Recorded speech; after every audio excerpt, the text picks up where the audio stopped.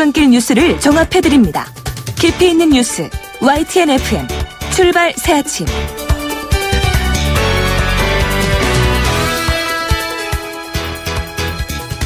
자신의 권력을 보다 안전하게 유지하기 위해서 자신의 이복형을 살해했을 가능성이 높은 김정남 피살 사건이 오늘 아침 조간의 헤드라인을 장식하고 있는 그런 아침입니다. 김정남의 피살은 북중 관계에도 상당한 파장을 불러올 수 있는 그런 사안인데요. 그렇게 된다면 결국 동아시아 정체될 출렁일 가능성이 높다고 할 수 있습니다. 오늘 신율의 출발 새 아침 3부에서는 이 문제 좀 더 자세히 알아보겠습니다. 신율의 출발 새 아침 3부 순서 먼저 광고부터 듣겠습니다.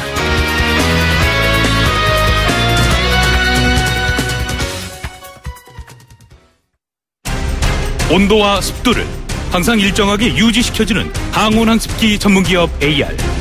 전산센터, 반도체 공장, 미술관, 박물관, 귀중품 보관실을 30년 축적된 기술로 AR이 지켜드립니다. 24시간 확실한 서비스 보장 031-497-0561. 아유, 세 단계 종이 또 걸렸어? 정말 재본하나 하려다가 미치겠네. 내가 진작 현대오피스로 바꾸라니까. 오늘 다 날 셀 거야. 이제 스트레스 받지 마세요. 사무기기 전문기업 현대오피스가 책임지겠습니다. 사무기기의 올바른 기준 현대오피스. 포토라인이 아닙니다. 포토전 탈취장치 19년 오직 한 길. 포토전 탈취장치 명품만을 고집해온 센텍. 대표이사 권용석입니다. 하수관 악취, 공장 유해 악취 이제 포토전에 맡겨주세요. 대표이사가 보증합니다. 센텍 센데 1544-8785. 사장님, 성악가 김동규 씨네 집 바닥재 좋던데 우리 집도 똑같은 걸로 해줘요. 요즘 떠오르는 바닥재 스타 강마루.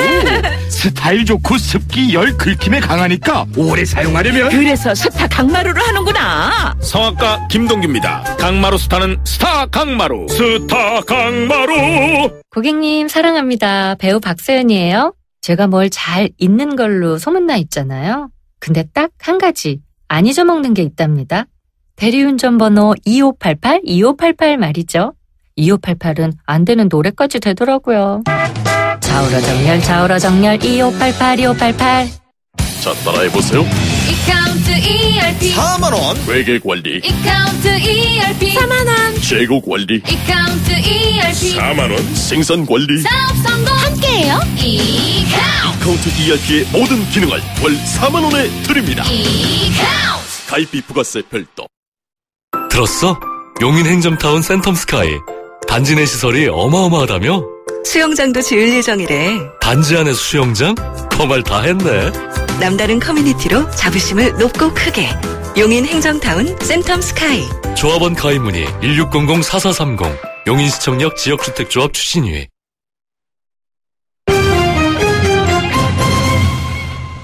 주요 경제 뉴스부터 알아보겠습니다. 한국경제신문의 정인설 기자 스튜디오에 직접 나와 있습니다. 어서 오십시오. 안녕하세요. 김정남 뉴스 때문에 이게 좀 가려졌는데. 맞습니다.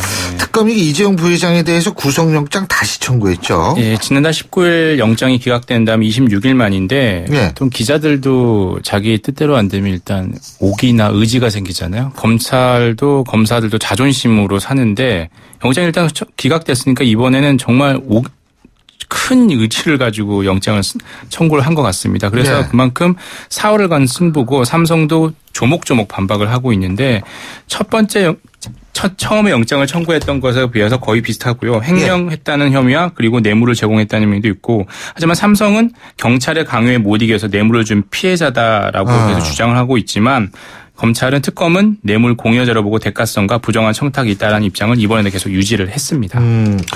그러니까 특검은 지난번하고 달라진 점이 많다 이거 아니에요? 맞습니다. 크게 한 세 가지 정도로 요약할 수 있을 것 같은데 우선은 이재용 부회장 외에는 다른 선처를 해서 다른 삼성 경영진에 대해서는 불구속 수사를 한다고 했는데 이번엔 최순실, 정유라 모녀 승마 지원과 관련해서 박상진 삼성전자 사장에 대해서는 영장을 같이 청구를 했고요.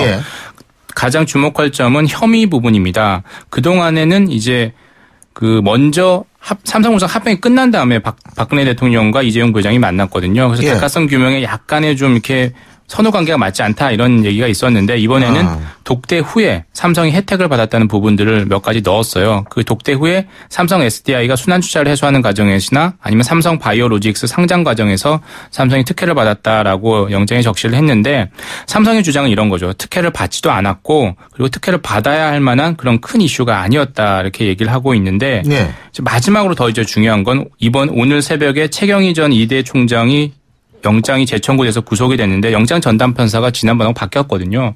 항상 이제 원래는 다 이렇게 바뀌게 돼 있습니다. 재청구를 하게 되면 그 당시에 기각했던 판사가 아닌 다른 사람이 담당을 하게 되는데 이번에도 이재용 부회장 영장이 처음에 기각됐을 때 조의원 부장판사가 아닌 이번에 한정석 판사가 영장 실질 심사를 담당을 하거든요. 네. 특검과 삼성 모두 이제 긴장을 하고 있는 상황이고요. 실질 심사는 내일 오전 10시 반에 열리고 영장 발부 여부는 모레 새벽에 결정될 것으로 예상이 됩니다. 그렇군요.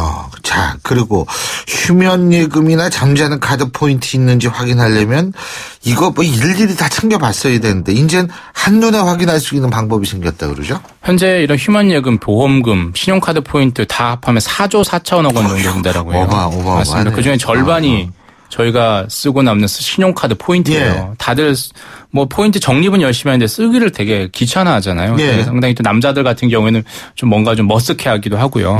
근데 이제 이걸 일단 얼마나인지 확인을 해야 되는데 어디인지 알 수가 없습니다. 다 일일이 각종 사이트 예를 들어 뭐 손해보험협회 아니면 저축은행 중앙회 다 이런 데 들어가 봤어야 됐는데 오늘부터는 한 곳에서 확인을 할 수 있습니다. 금융감독원이 운영하는 금융소비자 정보 포털 파인이라는 곳인데 네. 그 검색 사이트에서 처음 맞습니다. 정진호 씨도 파인 뭐 이런 광고 많이 합니다. 맞습니다. 예. 그 파인 땡큐 할 때 그 파인인데요. 예. fine.fss.or.kr인데 여기서는 내 돈 찾기 코너라는 걸 클릭을 해서 조회를 하면 포인트, 보험금, 예금 다 확인할 수 있습니다. 근데 이 파인이라는 사이트가 그것만 할 수 있는 게 아니라 굉장히 많은 걸 할 수가 있잖아요. 제가 네? 이제 경제신문 기자다 보니까 예. 뭐 주변에서 얘기를 하죠. 재테크 하려면 어떻게 물어봐. 솔직히 재테크 할 줄도 아는 것도 없는데. 예. 그런데 제가 자신 있게 권해주는 게 책도 아니에요.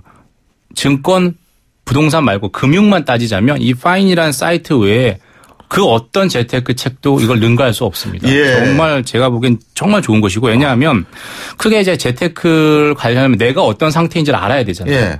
이 재테크 재테크 상황에 알 수 있는 검진센터와 같은 곳이 있고 예를 들어 내가 노후에 보험금을 얼마 받지, 연금을 얼마 받지 이걸 다 확인할 수 있습니다. 지금 내가 무슨 보험 가입했는지 기억이 안 나잖아요. 다 확인할 수 있습니다. 그리고 각종 이제 쇼핑센터, 재테크 쇼핑센터가 다 있어요. 펀드, ISA, 뭐 보험 다 모아 이런 금융상품 쇼핑센터가 있고 마지막으로 꿀팁이라고 하는 그런 코너도 있어요. 그런 거 하루에 하나씩만 클릭해도 그 어떤 재테크 책 사이트 재테크 책 읽는 것보다 훨씬 낫기 때문에 한번 볼 필요가 있고요. 각종 이제 물론 네이버나 다음처럼 메뉴가 잘 정리되어 있는 건 아니에요. 그러니까 그냥 링크 정도 걸려 있는 건 한데 한번 보고 들어가서 보면 내가 노후에 얼마나 연금을 받지 잘 모르잖아요. 이걸 다 확인할 수 있는 사이트가 파인이라는 거죠. 그렇군요. 갑자기 이렇게 말씀하시니까 오늘 지금 당장 들어가야 될 것 같다는 생각이 너무 제가 홍보대사 같은 역할을 하는데 실제로 그렇습니다. 뭐. 예. 자, 요즘 물가 상승률이 오르는 게 심상치 않은데 패스트푸드점들이 실제로 가격을 더 많이 올려놓고 겉으로 적게 올린 것처럼 하는 눈속임 인상을 하고 있다. 이런 얘기도 있나 보죠? 대표적인 경우에 이제 한국 맥도날드 경우인데 예. 지난달 25일에 1.4% 인상했다라고 하는데 우리 보통 교수님 같은 경우도 아메리카노 주로 많이 드시죠. 네, 맞아요. 근데 아메리카노 커피값 만약에 10%를 올렸다면 10%를 올린 거잖아요. 그렇죠. 그런데 1% 올렸다고 얘기합니다. 왜냐하면 사람들이 잘 안 찾는 덜 찾는 핫초코나 카라멜 마키아토 이런 거는 거의 안 올리는 거죠. 그래놓고 평균 인상률은 1%다 하는 거 똑같은 거예요. 맥도날드 같은 경우에는 많이 먹는 햄버거 이런 건 11% 올리고 슈슈버거는 10% 올리고 아이스크림 콘은 20% 올려놓고 24개 품목의 평균 인상률은 1.4%였다 이렇게 얘기를 한 겁니다. 그러니까 저 안 올린 품목까지 포함해서 한 인상률을 책정을 한 거죠. 그래서 특히나 1.4% 이하로 올린 건 거의 없는 거예요. 안 올린 게 대부분이고 인기 품목은 올려놓고 평균 인상률에는 꼼수를 써서 덜 올린 것처럼 1.4%다. 이렇게 얘기를 하는 거죠. 다른 업체들도 비슷한 거 아니에요? 그렇습니다. 이제 버거킹도 지난 10일에 8개 메뉴를 평균 0.68% 올렸다라고 얘기를 했는데 다른 안 올린 거 42개 품목까지 합해가지고 계산을 한 거죠. 실제로 올린 품목은 더 올린 거고요. 작년 12월에 빵값 올렸던 파리바게뜨도 비슷하고 그 외에 다른 제과회사, 라면회사, 음료회사 마찬가지입니다. 그래가지고 올린 품목의 인상률을 얘기를 해야 되는데 예. 안 올린 품목까지 합해가지고 평균 인상률이 훨씬 적은 것처럼. 근데 실제로 내가 많이 찾는 거 보면 많이 올랐거든요. 예. 이거의 통계의 착시고 일종의 눈속임이라는 거고요. 실질적으로 가게 뭘 올렸냐고 물어보면 그건 영업 비밀이라고 합니다. 말도 안 되는 거죠. 솔직히 매장 가면 또 확인할 수 있는 거예요. 우리가 돈 내는데. 맞습니다. 게다가 매장 가면 확인할 수 있는 게 영업 비밀이 아닌 거죠. 그렇죠. 그런 꼼수가 있다는 걸 아셔야 될 것 같습니다. 예, 오늘 말씀 잘 들었습니다. 고맙습니다. 감사합니다. 예, 지금까지 한국경제신문의 정인설 기자였습니다.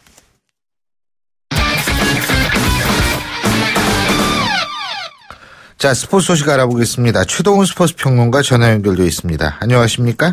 예, 안녕하세요. 예, 4대6 피겨스케이팅 선수권 대회가 내일 개막한다는 소식을 말씀을 드렸는데 온라인 입장권 판매가 3만 장을 넘어섰다 그러네요. 예? 어유, 이게 우리나라도 이제 피겨스케이팅에 굉장히 관심이 많아요. 예, 이 김연아 휴가라고도 볼 수 있을 것 같은데요. 예, 비록 은퇴는 했지만 김연아로 인해서 피겨 스케이팅이 우리나라에도 이 마니아층을 형성했다 이렇게 볼 수도 있을 것 같습니다. 예. 이 4대6 피겨 스케이팅 선수권 대회가 내일 이 강릉 아이스 아레나에서 이제 개막을 하는데 온라인 입장권 판매가 13일 기준으로 31,900석을 기록했습니다. 예상을 뛰어넘은 흥행이고요. 온라인 입장권 판매로만 6억 3천만 원 정도의 판매 수익을 올리게 됐으니까 조직위원회도 이 신이 좀 났을 것 같습니다. 이 중에 그 예매된 입장권의 30%가 해외에서 판매가 됐고요. 예. 일본의 남자 피겨 스타 이 한유 유주루 선수가 출전하다 보니까 일본에서만 단체 관람객 4,000정이 팔리기도 했습니다. 현재 A석 완전히 매진이 됐고요. 이 B석과 C석 티켓 경기 중에 당일 현장 판매분만이 남아 있습니다. 그렇군요. 야, 그리고 미국이 이번 월드 베이스볼 클래식 WBC에서 단단히 벼르고 나왔다 그러는데 예. 미국 대표 선수들의 연봉 총액이 2천억 원을 넘는다 그러죠? 예? 예, 그렇습니다. 미국이 지금까지 WBC에서 단 한 번도 우승을 차지하지 못했거든요. 이제 그래서 그런지 이번 대회에서는 메이저리그 스타 선수들을 동원해서 이 우승에 욕심을 내고 있습니다. 엔트리 28명 전원이 메이저리거이고요. 예. 이 중에 19명이 이 메이저리그 올스타 출신 선수들입니다. 자, 이러다 보니까 연봉도 굉장히 높은 선수들이 많이 있는데 이 28명 연봉 총액이 2억 2,800만 달러, 우리 돈으로 2,600억 원이나 됩니다. 선수 1인당 평균 연봉이 93억 원이고요. 예.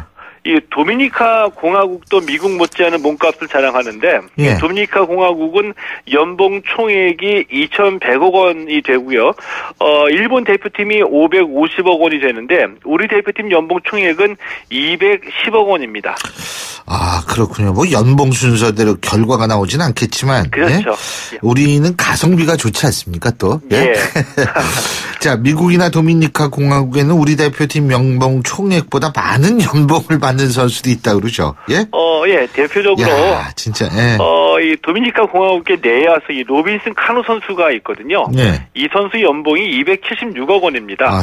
그러니까 이 선수 한 명이면은 우리나라 210억 원보다 훨씬 많네요. 연봉 훨씬 많죠. 예.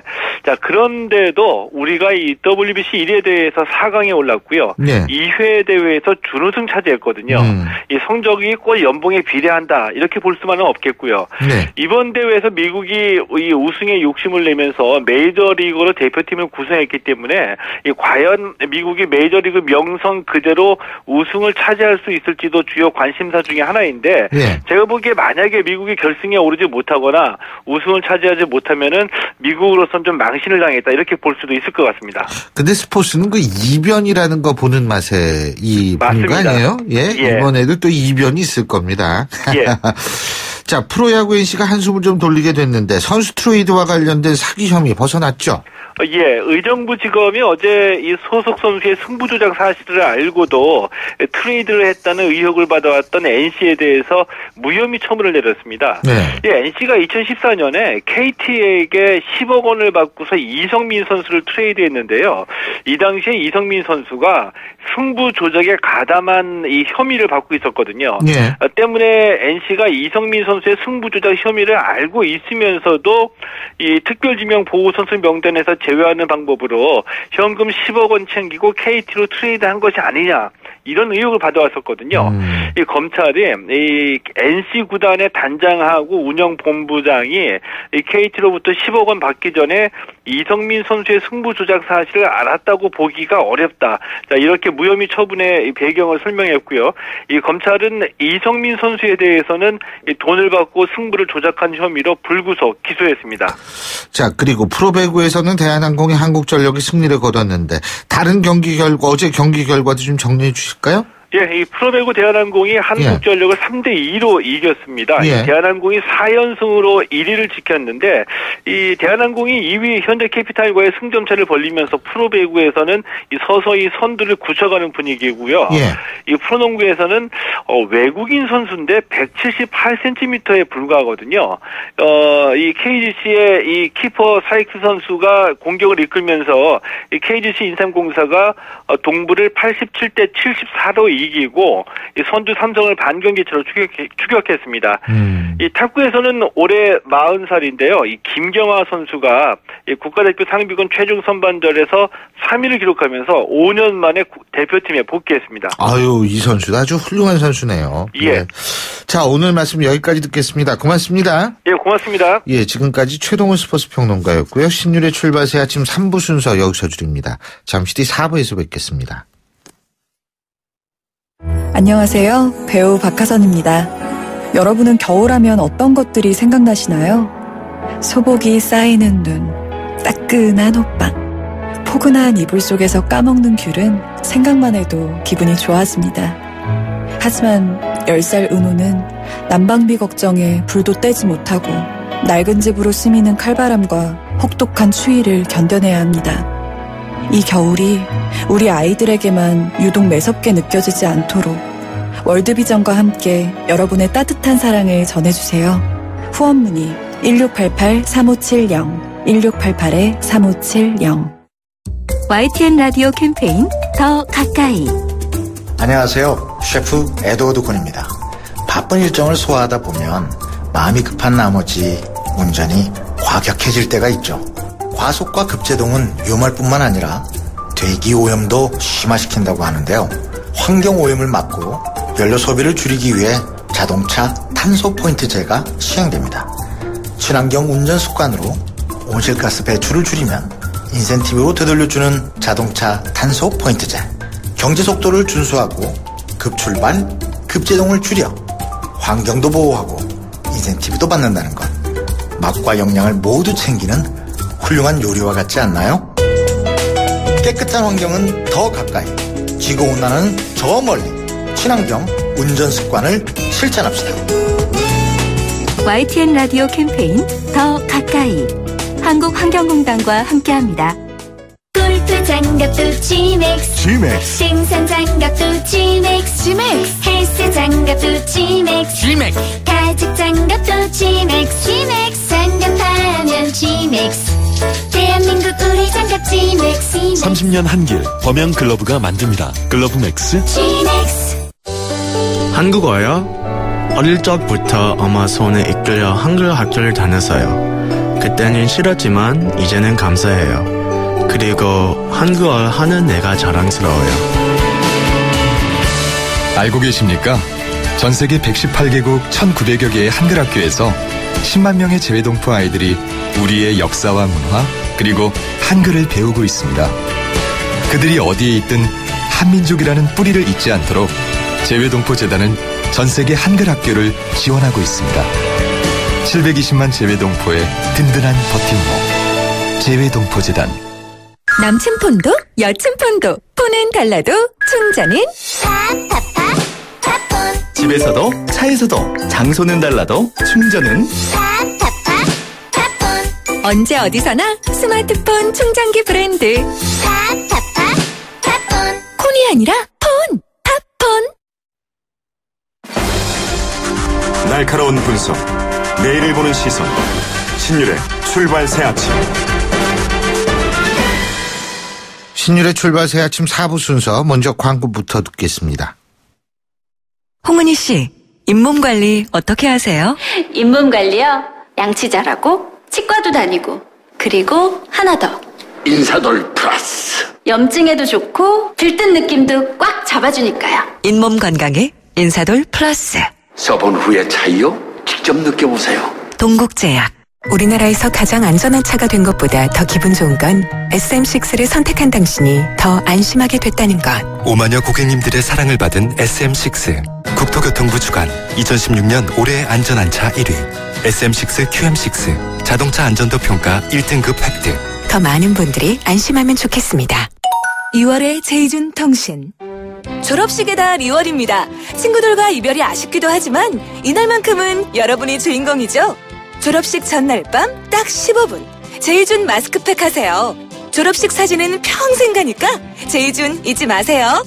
내일 더 빛나는 마스크 제이준. 이곳은 유치원입니다. 부모님들이 굉장히 환호하고 있는데요. 네, 출산을 앞둔 산부인과에서도 환호성이 이어집니다. 임산부, 만 7세 이하 자녀가 있다면 악사가 자동차 보험료를 깎아주기 때문인데요.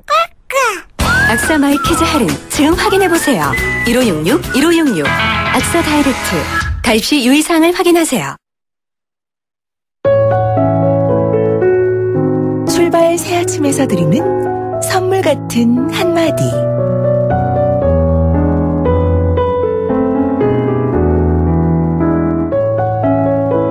인생이라는 긴 마라톤 시합에서 쌀알 만한 모래가 신발에 들어가 있다 치자.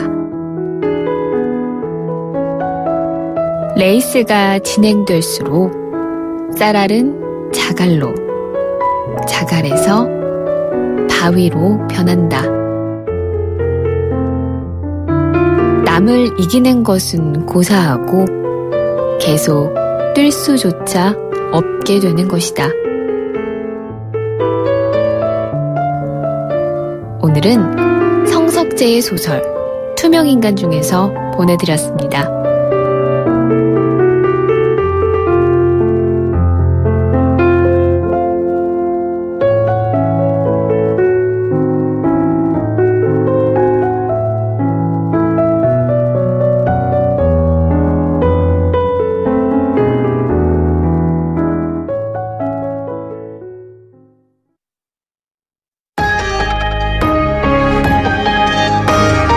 위기의 한국 경제. 하지만 해법은 있습니다. 우리 경제에 또 다른 도약을 준비하는 코너. 출발 새 아침 경제 빅 이슈.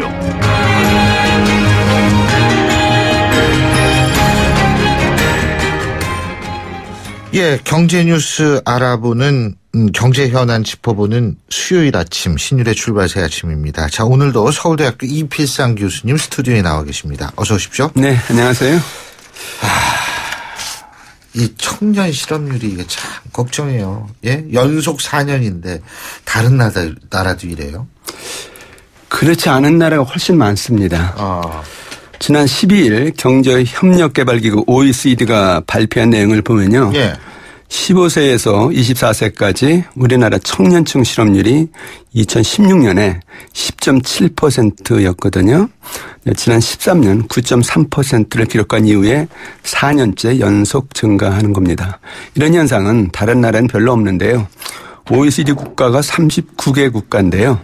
이 중에서 3년 이상 청년 실업률이 계속 오른 나라가 6개 나라밖에 안 됩니다.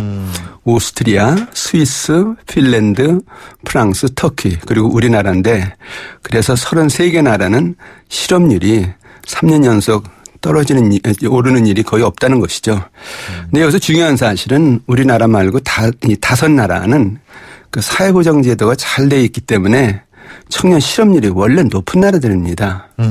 근데 우리나라는 사회보장이 거의 안 되는 상태에서 청년 실업률이 미국보다는 낫죠, 그래도.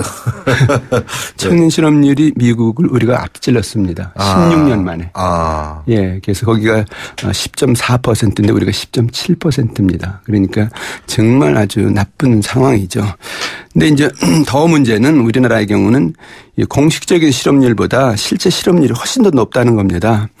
구직 포기자, 취업 준비생, 졸업 유예자, 군입대 예정자 등 이런 이제 잠재 실업자를 전부 합치면은 청년 실업률이 30%가 넘는데요. 예. 현대경제연구원이 계산한 청년 실질 실업률이 34.2% 이렇게 나왔습니다. 그리고 문제는 앞으로 경제가 이제 앞이 안 보이니까 청년 실업률이 계속 증가할 가능성이 있다는 건데요. 이러다가 청년들 전부 백수가 되어서 나라가 지옥으로 가는 것이 아니냐 이런 청년들은 불안이 상당히 커지고 있습니다. 더군다나 이 학자금 상환 못한 상태에서 이렇게 실업률이 높으면 신용불량자가 많이 생길 수밖에 없잖아요. 청년 신용불량자가요. 예, 그게 지금 아주 시급한 문제로 다가오고 있는데요. 예. 우리나라 학생들은 유치원 때부터 공부를 해서 대학을 가거든요. 그렇죠. 대학을 나와야 직장을 얻고 신분 상승을 할 수 있기 때문인데요. 그런데 그렇게 입학해서 다니는 대학생들이 이제 불행하다는 겁니다. 예. 우선 그 돈이 없어서 빚으로 대학을 다니는 사람들이 많은데요. 한국장학재단의 통계에 따르면은 지난해 학자금을 대출받고 상환해야 하는 사람들이 47만 명으로 파악이 됐는데 전체 대학생의 거의 20%에 달합니다. 문제는 이 사람들이 취직이 안 되니까 학자금을 갚지 못하는 거예요. 그래서 결국 학자금을 갚지 못하면은 이 사람들은 결국 이제 신용불량자로 전락하는데 지금 이 학자금을 갚지 못하고 신용불량자로 전락하는 학생 숫자가 2012년에는 뭐 그 1,100명 정도였었는데 2015년에 7,900명으로 7.2배가 늘어났는데 굉장히 빠른 속도로 늘어나고 있습니다. 예. 이렇게 되니까 청년들이 애써서 대학을 갔는데 그래서 열심히 공부를 해서 졸업을 했는데 취업이 안 되고 그다음에 실업자가 되고 그리고 아예 신용불량자로 추락을 하니까 청년들로 정말 뭐 희망이 없다 그렇게 이제 생각이 드는 거죠. 근데 이게 또 정말 청년들이 이게 답답한 게 결혼해서 집이라도 얻으려고 그러면 전셋값 마련하려면 10년 이상 모아야 된다는 거 아닙니까? 네. 그 통계청 통계를 보면요. 20대 청년 가구의 경우 가구 구성원 연평균 소득이 뭐 총 3,650만 원 정도 되는데요. 예. 그런데 서울 지역 아파트 평균 전셋값이 4억 2천만 원입니다. 그러니까 온 가족이 버는 돈을 한 푼도 쓰지 않고 저축을 해도 전세를 얻으려면은 11년이 걸린다는 겁니다. 근데 여기서 절반을 먹고 사는데 쓴다 한다면은 20년은 걸려야 이제 전세를 얻을 수 있다 하는 얘기거든요. 뭐 이거는 청년들 보고 길거리에 나가서 살아라 뭐 이런 것밖에 안 되는 거죠. 근데 이유가 뭐냐 보면은 결국 취업이 안 되고 결국 빚이 늘고 그러다 보니까 결국 이제 저축이 안 되는 거죠. 근데 지금 이제 문제는 부유층들 중심으로 해서 아파트 투기 현상이 나타나면서 아파트 가격이 계속 오르거든요. 그러니까 청년들은 취직도 안 되고 소득은 줄어드는데 아파트 값은 계속 오르니까 결국 이런 현상이 나타난다 이렇게 볼 수가 있는데 이런 현상이 통계에서 아주 뚜렷이 나오고 있습니다. 20대 연평균 소득을 보면은 2014년에 전해에 비해서 마이너스 7.27% 감소했고요. 2015년에도 마이너스 5.82% 감소했습니다. 반면에 전세값은 2013년에 12.9% 올랐고요. 2015년에 17.8% 올랐습니다. 그러니까 소득은 곤두박질 치는데 전세값이 폭등을 하니까 청년들은 뭐 결혼하고 내 집 마련하고 사는 거 이것이 꿈인데 이게 아예 좌절되는 거죠. 뭐. 근데 일본은 거꾸로 청년 구인난, 실업난이 아니라 구인난 오히려 이게 심각하다 그래요. 예? 예. 일본은 경제가 망하는 나라라고 생각했는데 청년들 구인난이 심각하다 이렇게 나오니까 이해가 잘 안 가거든요. 근데 사실입니다. 우리 경제로서는 부러운 면도 있는데요. 그렇지만은 내용을 보면은 생각할 점이 많이 있습니다. 우선 그 일본의 경우 청년 구인난이 어느 정도인가 보면요. 일본 후생 노동성이 발표한 자료에 따르면은 지난 1월 구직자 1명당 일자리가 1.28개라는 것이거든요. 그러니까 기업들이 128명 뽑으려고 해도 100명밖에 뽑지 못한다 하는 것이거든요. 근데 이 비율이 24년 만에 최고치입니다. 그럼 이유가 뭐냐 봤더니 크게 두 가지입니다. 첫 번째 이유는 2012년 아베 정부가 들어서면서 금리를 마이너스까지 내리고 영화를 무제한 이제 방출하는 방식으로 경기 부양책을 폈거든요. 그래서 공공사업이 늘어나고 건설사업이 늘어나니까 일자리가 늘었다는 거예요. 이제 그것이 첫 번째 이유고요. 근데 더 중요한 이유가 있습니다. 두 번째 이유가 뭐냐면은, 일본이 잃어버린 20년을 겪으면서 인구 구조가 굉장히 빠른 속도로 변했습니다. 그러니까 청년층은 줄고 노령화가 굉장히 빠른 속도로 진행됐다 하는 얘기인데 그게 청년들이 적어졌다는 거예요. 그래서 일본 총무성 통계에 따르면은 그 20세에서 24세 청년 인구가 1994년부터 2000년까지 매년 마이너스 2.8% 줄었다는 것이거든요. 일할 청년 자체가 주니까 그 경기 조건 부양한다고 하니까 지금 이제 구인난이 생기는 거죠. 그래서 경제가 정상적으로 성장을 하고 청년 인구가 늘어나는데 구인난이다. 그러면 아주 좋은 현상인데 결국 경제가 쓰러지는 과정에서 청년 인구가 줄고 그다음에 경기 부양 좀 하니까 지금 구인난이 일시적으로 생긴다 한 얘기인데 어떻든 간에 뭐 바람직한 일이긴 합니다만은 좀 우울한 어떤 구인난이 이렇게 볼 수도 있죠. 근데 지금 우리 정부 대응도 이게 참 좀 그래요. 예? 정부 대응이 문제가 큽니다. 그죠. 뭐 주로 예산을 투입해서 청년 일자리를 지원한다 이런 대책들인데 투입 예산은 엄청납니다. 2013년에 1조 3,300억 원 투입했고요. 2014년에도 1조 3,300억 원 투입했습니다. 그리고 2015년에 1조 7,500억 원 그리고 2016년 작년에 2조 1,100억 원이나 투입했습니다. 그런데 대부분 정책이 피상적이고 임기응변적이라는 겁니다. 대표적인 정책이 청년 인턴 사업 지원인데요. 인턴 사원 많이 뽑아라. 그리고 정규직 전환해주면 정부가 지원금 주겠다 하는 건데 기업들이 정부 지원금 주는 6개월만 쓰고 다 안 쓴다는 거예요. 예. 그러니까 별 효과가 없다는 것이고요. 또 하나는 이제 해외 취업 지원 사업인데 해외 취업하면 자금을 지원해 준다 이런 정책인데 그 지급하는 여비가 그 나라 기초 생활비도 안 되는 경우가 많다는 겁니다. 그냥 생색내기라는 것이고요. 그다음에 직업 훈련이나 상담, 그다음에 직업 발전 이런 사업을 많이 벌이고 있는데 이것이 저임금의 단순 노동직에만 주로 적용이 되지 다른 직종은 별로 이제 해당이 안 된다는 것이거든요. 그래서 근본적으로 산업구조 개혁해서 미래산업을 일으킨다. 중소기업 살려서 일자리 많이 늘린다. 환경 개선해서 기업의 창업을 많이 늘린다. 이런 어떤 근본적인 대책이 없는 상태에서 이렇게 그냥 돈만 풀어서 뭐 지원해 준다 하니까 돈만 낭비하는 것이죠. 예. 뭐 교육 구조 개혁도 필요하다 이런 얘기를 하는데 이게 그러니까 쉽게 얘기한다면 뭐 현장 맞춤형 교육 이런 건가요? 예, 우리나라는 이제 그 인류대학 인기학과본에는 그 학력 교육에 모두 이제 집중을 하다 보니까 예. 능력 교육은 별로 안 한다는 것이죠.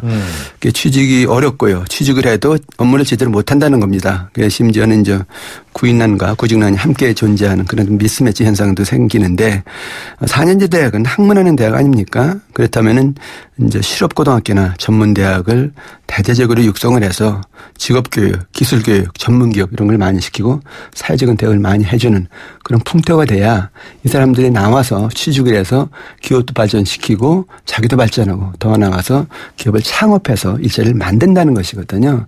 그래서 이제 교육 구조가 근본적인 문제다. 뭐 이렇게 봐야 되겠죠. 그렇죠. 근데 이게 실제로 이 사회적 분위기도 또 뒷받침을 좀 많이 해줘야 되는데 그렇습니다. 그 부분도 이제 필요하고 또 청년들 스스로도 상당히 좀 자구 노력도 해야 될 것 같고요. 그죠? 예, 뭐 청년들 어려우니까 참 고통받고 있습니다만은 나라 주인 의식을 가지고 스스로 나서는 그런 모습도 보여줘야 되겠다 하는 얘기인데요. 요즘 유행어가 많습니다. 프리터족, 니트족, 칸가루족, 공시족 등등이 있는데 프리터족은 일정한 직업이 없이 돈이 필요하면 아르바이트하는 사람들. 니트족은 일도 하지 않고 교육도 받지 않는 사람들. 칸가루족은 부모에 의존해서 사는 사람들. 공시족은 무조건 공무원 시험만 보는 사람들. 물론 자기네들 필요해서 뭐 이렇게 된다라고 하지만은 이 청년들이 그래 일자리 없지만은 우리가 만들겠다. 아무리 힘들어도 내 중소기업 가서 일하고 기업 발전시키고 나도 발전한다. 내가 창업한다. 이런 어떤 그 투지가 있어야 되고 의지가 있어야 되는데 청년들이 너무 의지가 나약한 것이 아니냐. 너무 주인의식이 부족한 것이 아니냐. 그 피 끓는 청춘 이 나라 살리는데 앞장서 달라. 이런 어떤 뭐 얘기를 좀 하고 싶은 거죠. 예. 이게 우리 자식들 얘기이기 때문에 이게 참 정말 좀 착잡합니다. 하지만 무엇보다 가장 필요한 거는 이 정부의 노력이 아닐까 이런 생각이 든다는 겁니다. 자, 오늘 말씀 여기까지 듣겠습니다. 고맙습니다. 예, 감사합니다. 예, 지금까지 고려대학교 총장을 대신 서울대학교 이필상 교수였습니다.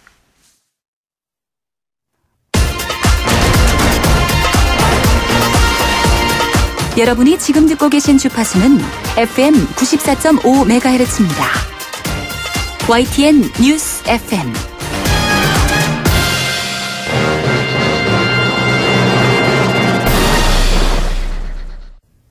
YTN 라디오 신율의 출발 새 아침.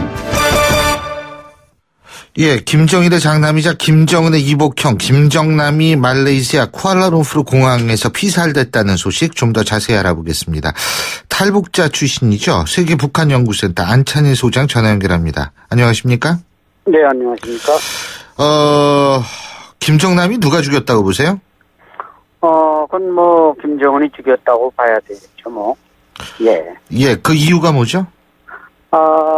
그게 아마 여러 가지 이유가 뭐 밝혀지겠지만은, 최근에 김정남에 대해서 김한솔이 대학도 졸업했고 해서 이제 평양으로 들어와라. 말하자면 이제 유인했다고 볼 때 그것을 김정남이 거부했다는 소리 있고, 또 여러 가지 평양과 관계가 불편해서 김정남이 뭔가 망명을 좀 시도했다 이런 설도 있는데, 어쨌든 그가 죽어야만 되는 조건은 김정은과 불편한 관계 때문이라는 것 외에는 달리 설명할 도리가 없는 것 같습니다. 근데 일각에서는 김정남이가 힘 다 빠졌는데 굳이 죽일 필요가 있느냐 이런 얘기도 있던데요. 예, 그렇죠. 힘은 물론 도전 세력은 못 되지만 최근에 또 트럼프 정권이 등장해서 중국도 북한 제재에 동참하면서 나름대로 어떤 레짐 체인지에 중국이 대안을 가진다면은 그래도 중국식 개혁 개방을 지지하고 시장 경제를 선호하는 김정남이 될 수도 있다. 이런 측면에서는 평양에서 볼 때는 힘이 다 빠졌지만 외부에서 좀 뒤를 푸시한다면은 김정남의 힘도 무시할 수 없는 40대 중반이기 때문에 그런 측면에서는 좀 더 평가가 고려되어야 될 것 같습니다. 근데 이제 김정남이를 중국이 상당히 뒤를 봐줬다. 사실일까요? 예, 뭐 사실인 것 같습니다. 중국 내에 있었더라면 암살되거나 그런 비극이 없었을 텐데 결국 중국을 벗어나서 좀 자유분방하게 행동하다가 그런 결과를 초래했는데 중국으로서는 뭐 북한에 대해서 가장 그 친중 인사로 장성택을 분류했고 그의 사망 이후에도 만약에 중국식 어떤 핀센트 레짐 체인지를 한다면은 그 김정남이밖에 없지 않겠느냐 이런 대안을 가지고 있다는 측면에서 역시 김정남은 친중파로 분류할 수 있을 것 같습니다. 그러면은 장성택을 처형했고 김정남이를 살해했다라고 한다면 김정은이가 이 중국의 입장에서 볼 때에는 참 기가 막힐 것 같은데 말이에요. 북중 관계 어떻게 될 것 같다고 보세요? 네, 북중 관계가 한때 장성택이 처형되고도 불편한 점들이 많이 나타났는데 이번 김정남의 암살도 이게 북한이 뭐 거의 확실하다고 할 때 중국이 뭔가 미국과 보조를 맞춘다든지 또 경제 제재 측면에서 강도를 높인다든지 또 국경 무역에 대해서 제재 조치를 한다든지 뭔가 실사구시적인 중국의 반응이 분명 있을 것 같습니다. 예. 지금 그 김설송이 있죠. 김설송이가 예. 누구죠? 김정은의 이복 누나인가요?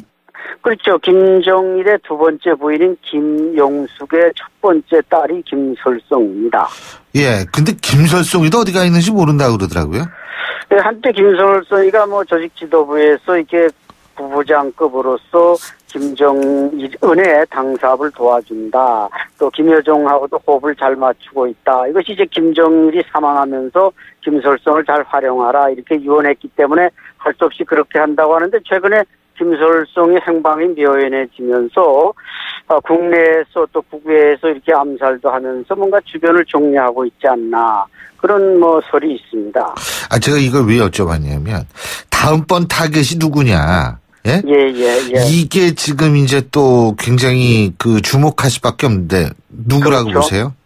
제가 볼 때는 아마 다음 타겟은 김한솔, 지금 또 김정남의 아들인 김한솔. 그가 원래 바른말을 좀 했지만 그동안 침묵했는데 이제 아버지가 독살됐다면 이 친구가 입을 열기 시작할 것이고 또 김정은의 행태에 대해서 분노한다면 김평일, 물론 그는 외국 대사이기 때문에 그렇게 쉽게 입을 열지는 않겠지만 아마 이런 사람들 밖에 지금 나와서 북한으로 들어가지 못하고 있는 김일성의 그 왕족들 중에 입을 열 사람들이 많기 때문에 그들도 타겟이 될 수 있을 것 같습니다.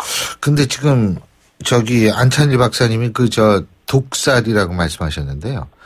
이 북한이 그 쓰는 독이 굉장히 엄청난 것 같아요. 아주 진짜 독한 독인 것 같아요. 그렇죠. 이게 그 독약 이름이 상당히 길은데 요걸 10mg만 투입하면은 혹은 콧구멍으로 호흡기로 들어가면은 바로 즉사하게끔 혹은 이제 콧구멍으로 들어갈 경우는 한 20분 내로 사망하도록끔 그렇게 개발된 거기 때문에 독극물 기술은 북한이 제일 앞서 있습니다. 지금 그러면은 설이 두 개거든요. 김정남이가 독침을 맞아서 죽었다라는 얘기가 있고 스프레이를 뿌려서 죽었다는 얘기가 있는데 뭐라고 보세요?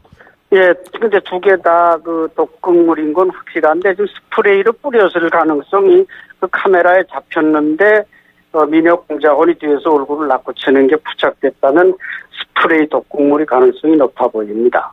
근데 이제 또 하나는 뭐냐면 김정남이 쿠알라룸푸르 공항에서 즉사했다라는 설이 있고 병원으로 옮겨서 사망했다라는 설이 있는데 어떤 쪽에 더 비중을 두십니까?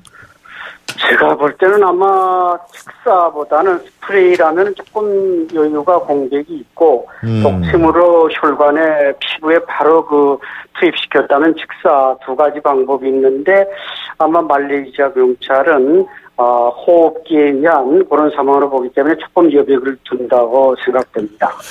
근데 그 말레이시아가 상대적으로 참 치안이 좋은 나라거든요. 예? 네네네. 근데 왜 여기를 골랐는지도 모르겠어요.